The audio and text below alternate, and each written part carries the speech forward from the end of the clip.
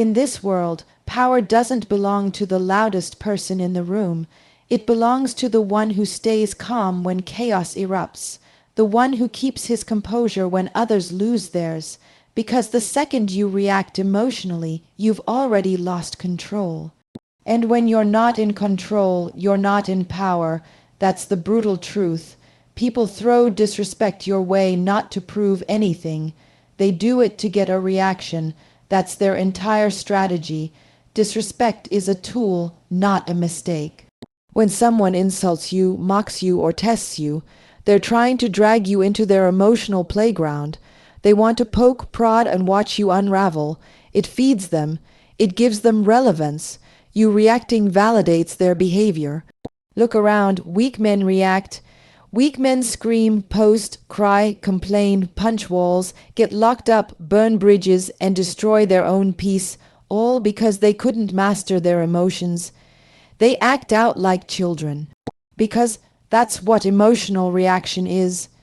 It's the behavior of a man who never took the time to build inner discipline. Reaction is predictable, and if you're predictable, you're easily manipulated.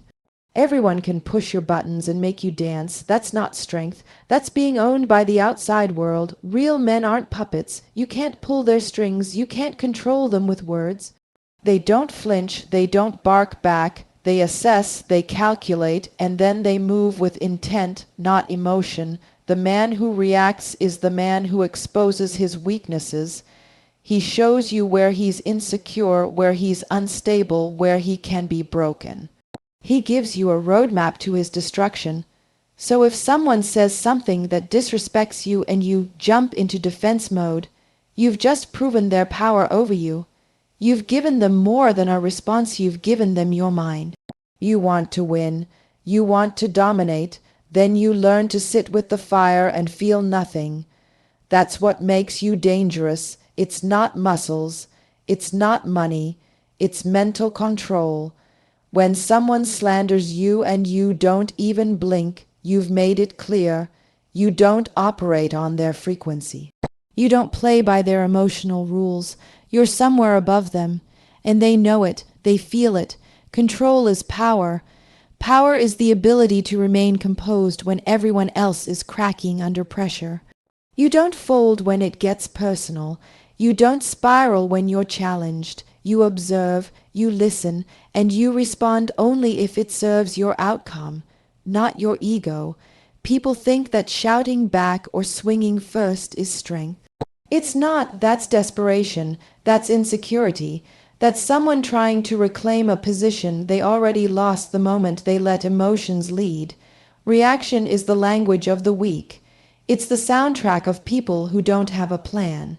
If you want to move through this world like a king, like a force, you need to understand one rule. Your emotions are weapons. You either master them or they master you. When you react, you give someone else the trigger to your weapon.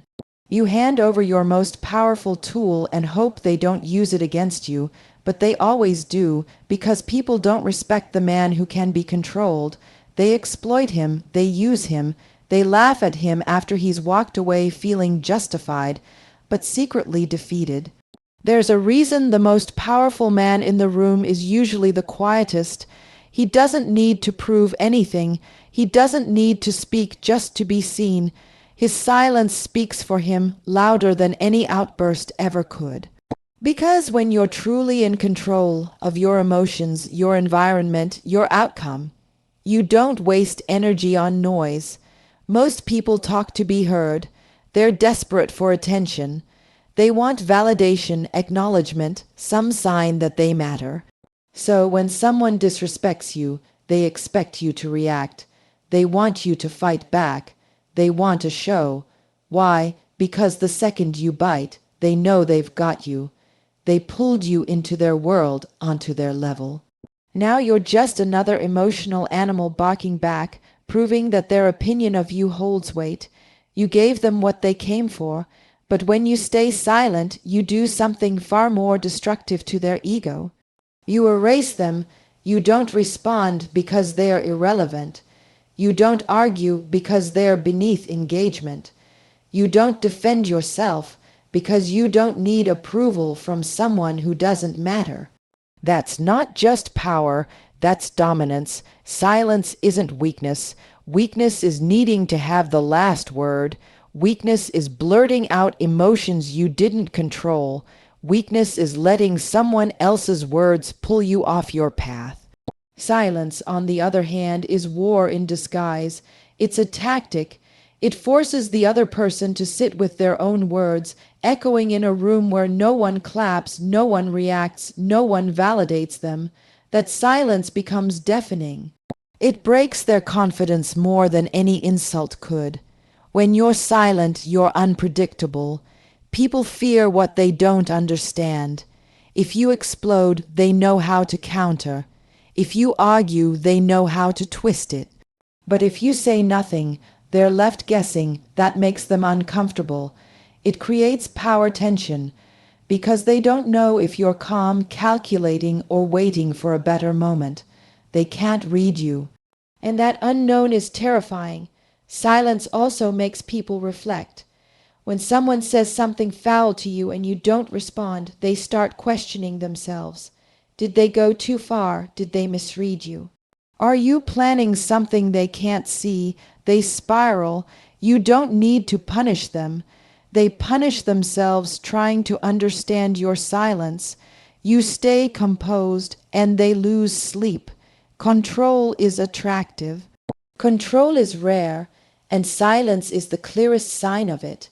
When you're not begging to be heard, not scrambling to defend yourself, not rushing to respond, you rise. You operate above the noise. You look like the man who's already won. Because winners don't argue with people who are still trying to get noticed. Most people can't handle silence. That's why they break it with nonsense. But the strong, the composed, the focused, they use silence like a sword. It cuts deeper than words. It leaves a longer impact. It forces everyone around to take notice, not because you demanded attention, but because you refused to chase it. In every situation, the man who remains in control is the one who owns the room. Not the loudest, not the angriest, not the one throwing punches or spitting words. It's the one who stays calm, composed, and unfazed while everyone else loses their head. That's power. That's leadership. That's the difference between being a king and being a pawn. Control starts with the mind. If you can't control your emotions, someone else will. If you let anger, jealousy, fear, or ego make your decisions for you, you're not leading your life, you're reacting to it. And that makes you a puppet, not a master. Most men are slaves to their impulses. You look at them the wrong way, they explode. Say the wrong word and they snap. They brag about being real, but in truth they're weak. They're exposed, they're predictable. That's not real. That's just being controlled by everything except yourself. People test you not to see how loud you can yell, but to see if they can break your frame. If your composure cracks, they win. It's that simple. Control isn't about being passive. It's about being strategic. You choose when to speak, when to move, when to respond. Not because you're afraid, but because you're focused on a bigger game. The man who moves with control moves with purpose. Think about warfare. The general who reacts emotionally loses the war.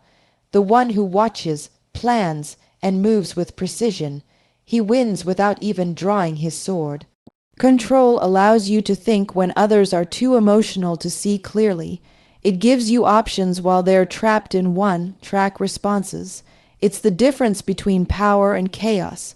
In relationships, in business, in conflict, control is everything. You don't need to dominate others by force. You dominate by never being dragged out of your center. Your presence alone starts to intimidate, not because you said anything, but because you carry yourself like someone who can't be thrown off course. That presence is built in silence, in discipline, in years of mastering yourself. Control also gives you time to analyze, time to decide, time to strike if necessary, and time to walk away if it's not worth it.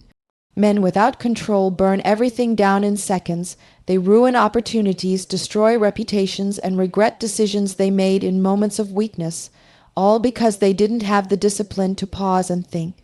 The world rewards control. It trusts the man who doesn't flinch, who doesn't panic, who doesn't crack under pressure. That's the man who's handed responsibilities, leadership, power, because he's proven he can carry it. The world follows the man who leads himself first. Without that, nothing else you build can last. You don't gain power by force. You gain it by being the one who remains grounded when the ground is shaking. You show people they can't touch you mentally, emotionally, or energetically. And when people realize they can't shake you, they start to respect you, even fear you. Because true control is rare, and in its presence, chaos bows when someone disrespects you, betrays you, underestimates you, or tries to bring you down.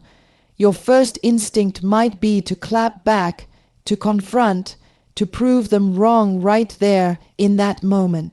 That's natural, that's emotional, that's also weak. Real power doesn't need to scream. Real revenge isn't about making a scene. It's about rising so far above them, so high beyond their reach, that your existence becomes a reminder of their failure. That's the kind of revenge they can't block, can't ignore, can't spin. That's revenge served through success. Success is the most painful mirror a person can look into when they doubted you. It reflects everything they said you'd never be, and it proves every insult was wasted breath. They wanted to break you, but you didn't break, you built, you evolved, you elevated, and now they have to live with the fact that their hate did nothing but push you forward. That's the kind of revenge that stays in someone's head for years. See, revenge through confrontation is short term. You argue, you fight, you get loud. And then what? It's over. Everyone forgets. You may even look worse for it. But revenge through results, that's permanent. That's public, that's undeniable. You show the world who you are without saying a single word to the people who doubted you. They don't get a front row seat. They watch from the sidelines, if they're lucky. People expect you to fail. They want to see you crumble. That's why they mock you. That's why they laugh. That's why they sabotage. But if you stay focused, stay hungry, stay obsessed with building, you turn every disrespect into fuel. You turn pain into power. You turn silence into strategy. They think you disappeared, but you were just grinding underground. And when you rise, you don't just rise. You dominate. The beauty of revenge through success is that it changes the game. It shifts the power dynamic. The same people who tried to pull you down eventually start pretending they supported you. They rewrite history to protect their egos. They won't admit they were wrong, but their behavior shows it. They get quieter, they act different, they know they played themselves. Your win is their loss. Your glow-up is their regret. Your discipline is what exposes their laziness. And when you pass them, not with words, not with drama, but with undeniable, elevated success, you take something from them they can never get back, the narrative. They no longer get to tell your story. You do, and the best part, you never needed to mention their name. Success isn't just about the money, the status, or the lifestyle. It's about proving you couldn't be stopped. It's about making your entire life a testament to your strength, your focus, your resilience. And that hurts more than anything you could have said or done in the moment, because they know, deep down, they helped create the very beast they couldn't defeat. Disrespect is rarely random. It's calculated. It's bait. It's a trap designed to pull you into a game where they control the rules. The goal isn't always to hurt you. It's to get a response. That's what they want more than anything. They feed off your energy. They live for your reaction because your reaction gives them importance. It gives them power. It makes them feel like they matter. So the moment you respond, you've already lost. You gave them what they were starving for: attention. People who throw shade, talk trash, or try to disrespect you aren't always doing it because they're bold. A lot of times, it's because they're empty. They have nothing going for them, no momentum, no purpose. So they seek relevance through drama. If they can't be known for doing something great, they'll settle for being known for pissing someone off. If they can't win, they'll try to drag someone else into a fight and call it victory. And the minute you engage, you validate them. You give their pathetic little attempt a spotlight it never deserved. But if you stay quiet, if you don't flinch, if you walk past them like they don't even exist, that's when you destroy them, because now they have nothing. They launched the missile, but it didn't land. They threw the punch and you didn't move. Their entire strategy collapsed, and worse, they now look weak for trying, failing, and being ignored. See, attention is currency in the modern world. People will do anything for it. They'll troll, lie, attack, expose, and disrespect just to get a moment of your focus. Because in their mind, if they can just get you to respond, even negatively, they win. They get clout, they get relevance, they get seen. So the most painful thing you can ever do to someone like that is give them nothing. No anger, no retweet, no response, just silence, starvation. You've got to think like a king. A king doesn't acknowledge every barking dog in the streets. He doesn't argue with peasants trying to throw rocks at the throne. That kind of energy is beneath him. He's focused on building empires, conquering territories, and leading legacies. He's not stepping off his path to clap back at someone with no vision, no discipline, no purpose. Your focus is too expensive to waste on people who haven't earned your attention. Every time you react, you pause your momentum. You stop what you're building just to engage in a petty back and forth with someone who has nothing to lose. And that's exactly what they want. They want to distract you, delay you, derail you, because the moment you stop progressing, they feel equal again. But when you ignore them, you hit harder than any insult ever could. You remind them of their irrelevance. You show them that you're unreachable. You rise while they scream from the dirt. They hate it, but they can't do anything about it. Because the one thing they needed most from you, the reaction, never came. There comes a point where you need to understand the battlefield, and more importantly, who's even worthy of standing on it with you. Not everyone deserves a response. Not everyone qualifies for your energy. When someone disrespects you, when they insult you, provoke you, or try to drag your name through the mud, your first instinct might be to fire back. But here's the truth. You're not on their level, and engaging only brings you down to it. People beneath you don't try to compete. They try to pull. They don't rise to your standard. They try to lower you to theirs. And when you react, when you entertain their nonsense, when you allow their words to affect your behavior, you step down from your throne and start fighting in the gutter. That's exactly what they want. They don't want you silent, focused, and winning. They want you distracted, emotional, and vulnerable, because when you stand tall, they can't touch you, but if you stoop low, they've got a chance. You need to remember who you are and what you're building. You're not here to argue with people who aren't in your league. You're not here to clap back at every nobody that throws a rock from the shadows. Let them talk. Let them tweet.